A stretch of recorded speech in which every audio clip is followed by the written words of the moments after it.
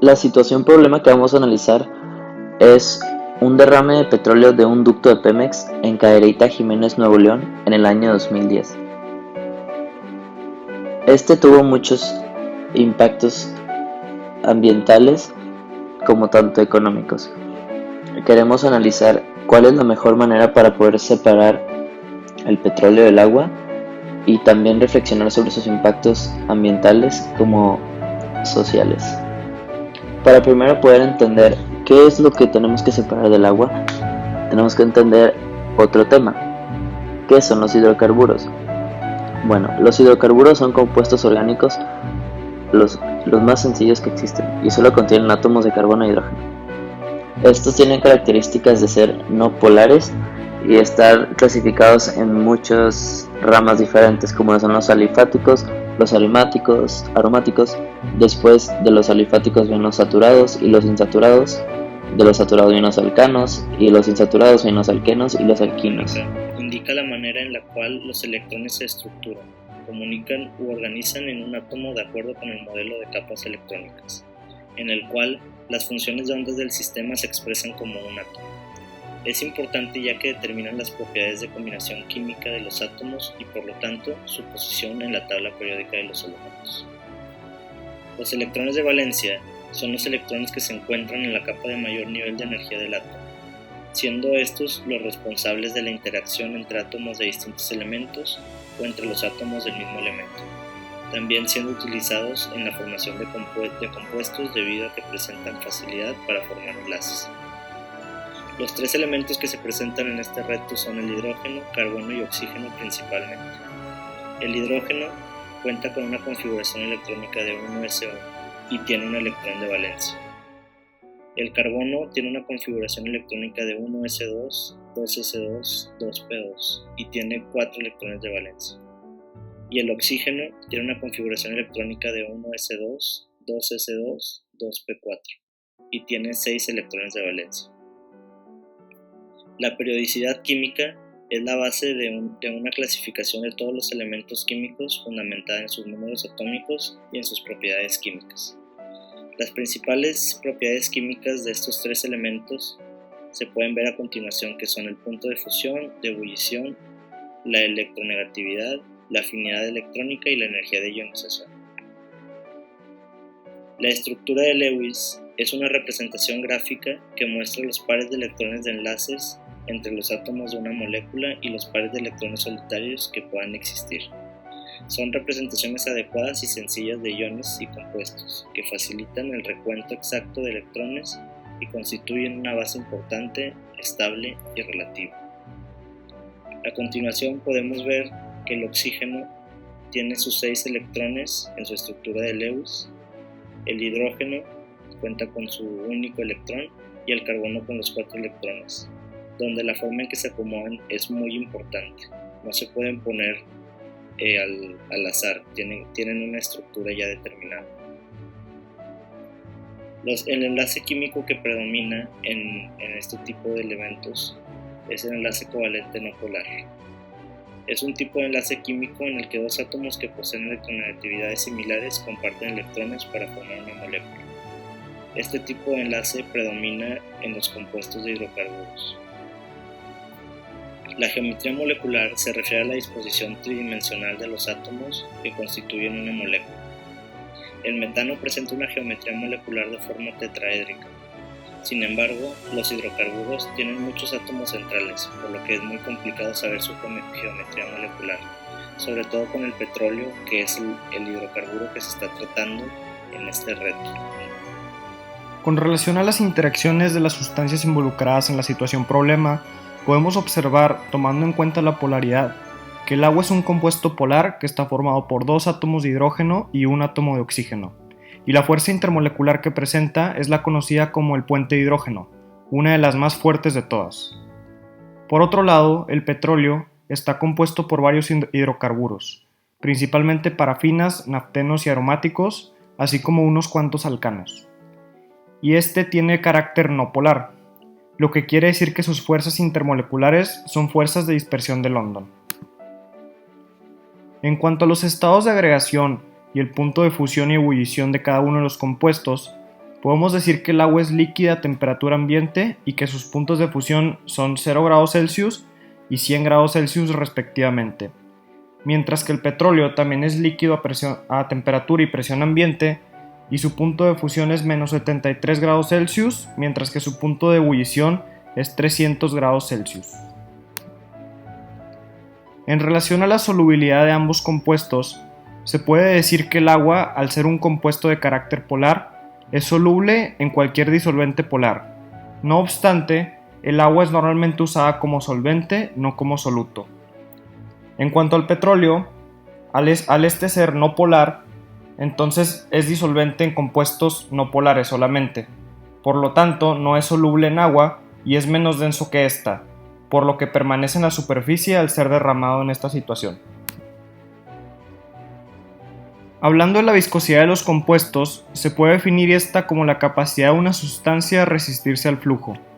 Al observar ambas sustancias, es muy fácil distinguir que el petróleo es más viscoso que el agua, ya que opone más resistencia al flujo. En términos numéricos, el agua tiene una viscosidad de 1.0020 centipoise a 20 grados Celsius, mientras que el petróleo tiene una viscosidad mucho mayor a la del agua, 6.6 poise a 20 grados Celsius. Es importante considerar que la viscosidad depende en gran medida de la temperatura, la presión y la densidad de la sustancia, por lo que es crucial controlar estos factores para alterar la viscosidad de un elemento. Finalmente, la volatilidad de un compuesto es la propiedad química que dicta qué tan fácil es para un compuesto pasar al estado gaseoso.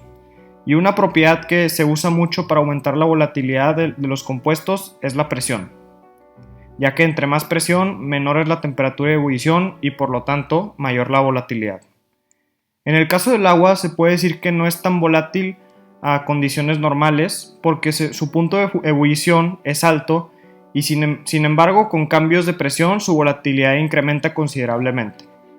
En el caso del petróleo se puede observar que tiene un poco más de volatilidad que el agua a condiciones normales y al momento de incrementar la presión se vuelve esta aún más volátil. Una de las soluciones para esta problema es la separación por medio de membranas porosas. Actualmente esta situación se resuelve por un proceso de separación mediante tanques, donde la gravedad es la que hace flotar al aceite o al petróleo. El problema es que funciona parcialmente, ya que llega un punto donde se necesitan usar reactivos químicos que son altamente contaminantes. Esta solución fue propuesta en 2014 por estudiantes del MIT y desarrollaron una membrana que promete ser la solución más limpia y también económica, viablemente en la separación de las emulsiones de petróleo y agua. También es importante ya que tiene distintos usos, primordialmente pues en el derramamiento en los océanos del petróleo, ya que es una situación altamente alarmante, y también en las perforaciones, así también como en las separaciones de emulsiones a nivel industrial, ya que son muy comunes también. Estas membranas contienen unas capas de poros. Primero, la primera capa es de nanoporos y después una un poco más gruesa de microporos. Estos poros limitan el paso del material no deseado. También son muy importantes ya que soportan la alta presión y el paso de los líquidos. Lo innovador de este descubrimiento es que se pueden modificar las propiedades de estas membranas, ya sea para repeler el agua y atraer el petróleo, o al revés, para repeler el petróleo y atraer el agua.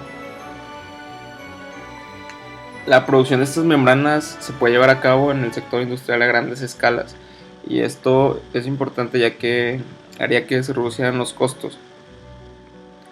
Y también se han logrado pruebas de laboratorio de estas membranas, logrando un 99% de eficiencia, aunque aún deben de ser evaluadas fuera del laboratorio.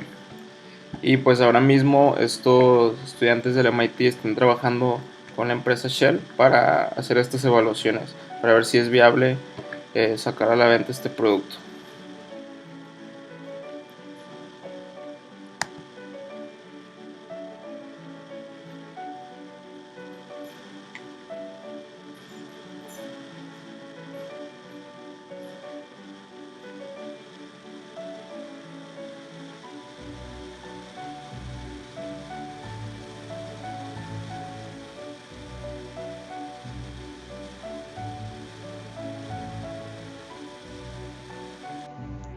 Otro método que se usó para separar el agua del aceite fue uno descubierto por el ingeniero Digao en el año 2010 en la Universidad de Pittsburgh. Este método consiste en un filtro hecho de algodón cubierto de un polímero. Para crear este filtro, el algodón tiene que ser sumergido en este polímero durante varias horas y después secarlo en un horno o también al aire libre, dependiendo de cuánto polímero haya en el algodón. Este polímero presenta características hidrofílicas, haciendo que el agua sea atraída a él y pueda cruzar el filtro hacia el otro lado. También presenta características oleofóbicas. Esta es la manera en la cual el aceite queda de un lado del filtro y el agua de otro, separándolas de manera 100% eficiente. Como pueden ver en la imagen, el agua queda totalmente debajo del filtro y el aceite, mientras sigue siendo derramado, queda en la parte superior de este bote y no deja pasar ni una sola gota. Como pueden ver en los resultados finales, el agua quedó completamente debajo del bote que fue separado por el filtro, sin siquiera una gota de aceite, mientras que el aceite quedó en la parte superior y pudo ser separado de manera eficiente. Este método fue utilizado en el 2010 como una prueba en Luisiana, ya que en el Golfo de México hubo un terrible derrame de aceite, de petróleo, y este método resultó ser 100% eficiente y hasta pudo ser utilizado en el Golfo de México para separar el aceite. Cuando se separa el aceite del agua, es muchísimo más fácil volver a recolectarlo y queda 100% más limpio. Aquí podemos ver la toxicidad de los hidrocarburos. Del lado izquierdo podemos ver 6 hidrocarburos que son los encontrados en la situación problema, y del lado derecho podemos ver la toxicidad de estos hidrocarburos. Como podemos ver a simple vista, un gran porcentaje de los hidrocarburos encontrados son tóxicos, dejando solo a 2 de ellos en baja toxicidad y otro en elemento no tóxico. Los hidrocarburos son los siguientes: benceno, naftaleno, naftalina, tolueno, hexanol y metanol. ¿Por qué hay peligro o riesgo de estar en contacto con un agua intoxicada? Bueno, debido al nivel de toxicidad encontrada en el río, debido al derrame ocasionado, los problemas de salud que pueden ser producidos en un corto plazo son los siguientes. En el pulmón se puede encontrar tos, ahogo y ronquera. En el aparato gastrointestinal pueden ocurrir irritación de boca, faringe e intestino. Y el sistema nervioso puede ser menos eficiente.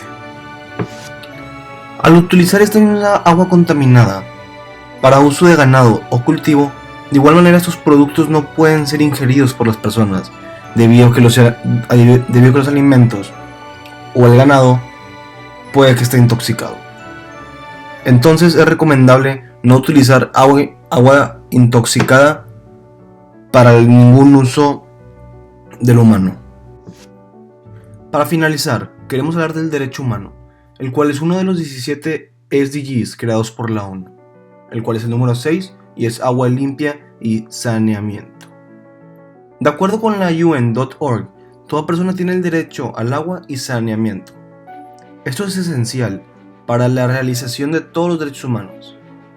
Esta resolución fue propuesta en el 2010 de manera oficial, y la cual exhorta a todas las organizaciones internacionales a proporcionar apoyo económico para el desarrollo y el cumplimiento con el suministro de agua potable y saneamiento, y de la misma manera que sea accesible para cualquier persona.